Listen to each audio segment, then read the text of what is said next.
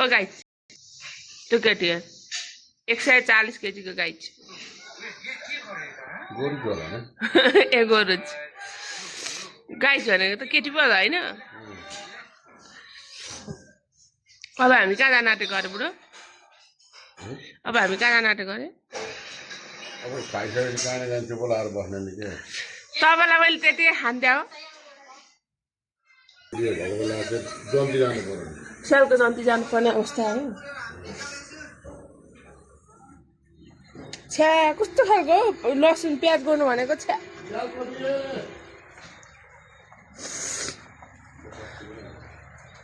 ल घाम पनि परेछ घाम पनि लागेछ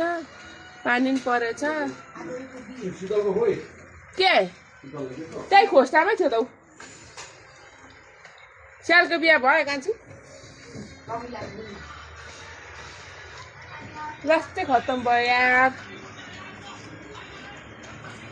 ऊ त्यहाँ तल मेरो मकै छ त्यहाँ मकै गोड्ने कुरा थियो मेरो ऊ त्यहाँ तल त्यो मकै गोडिसकेको थिएन अब मैले मकै गोड्नु नपाउने भएँ होइन अब यो मैले के गर्ने होला भनेर तनाव भयो त्यो कुर्सी चाहिँ यहाँ कसले लाग्छ ऊ त्यसरी पानी परो म चाहिँ ट्याक्कसँगले चाहिँ गाइज मकै गोड्ने प्याज गोड्ने भनेर अनि आलु खनेको थियो आलु सालु यताउति गर्नु पर्यो भने त के दिमाग खराब गर्यो यो घामले ए पानीले घामले अरे हाम्रोतिरको मौसम चाहिँ एकदम सुहाना नगरपालिका हो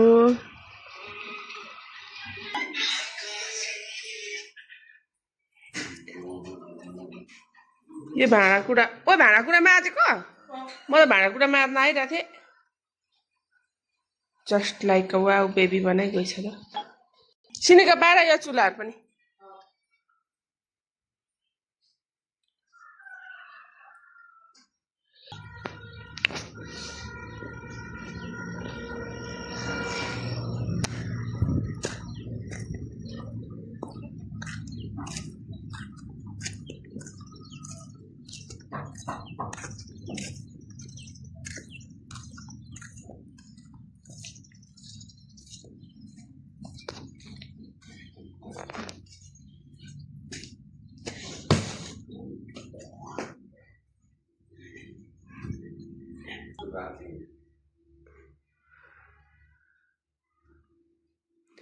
आज राति त त्यो कुखुरा भाले त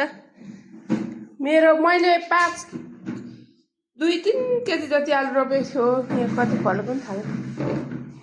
कति फल आलु भन्नु त कति फल आलु भन्नु त आलु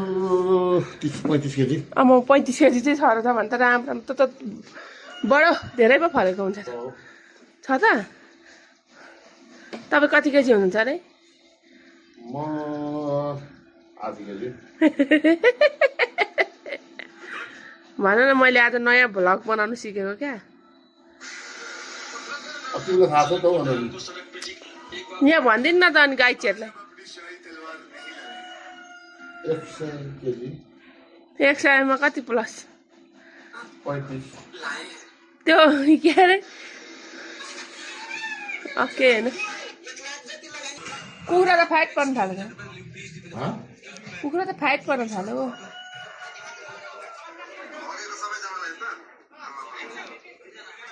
भनेपछि अल्टिमेटम सहितको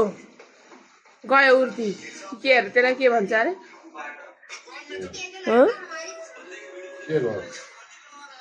त्यो अल्टिमेटम सहितको के गयो अरे नगरपालिकामा अब त्यो कार्यान्वयन भएन भने चाहिँ के हुन्छ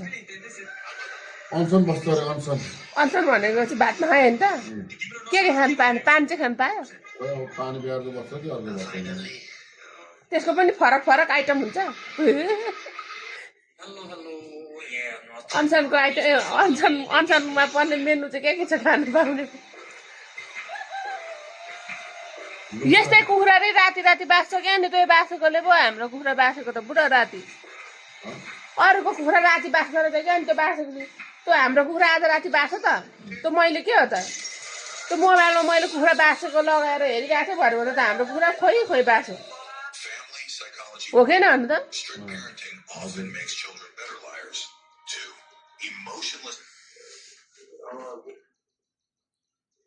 यस्तै जाडो छ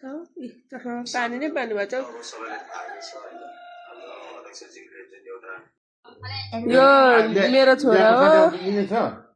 पढेर कस्तो राम्रो पढेको थियो इक्जाम आइरहेको छ नि त्यसको त्यही भएर पढिरहेको छ यसरी अरूले अरूको कसको कसको छोराछोरी यसरी पढ्छ बुढो हेर्नु भएको छ तपाईँले कति ज्ञान आमै कसको कपीमा पढ्ने कसको कपीमा लेख्ने पनि थाहा छैन भात पाएको कि पाकेन पाकेछ के को तरकारी खाने भन्ने कुरा चाहिँ आजको ओहो तरकारी खाने याद आइसक्यो मलाई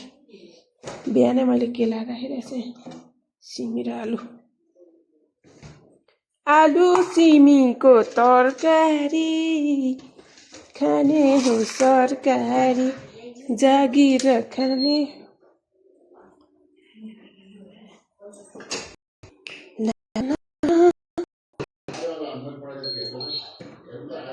तरकारी पकाउने हो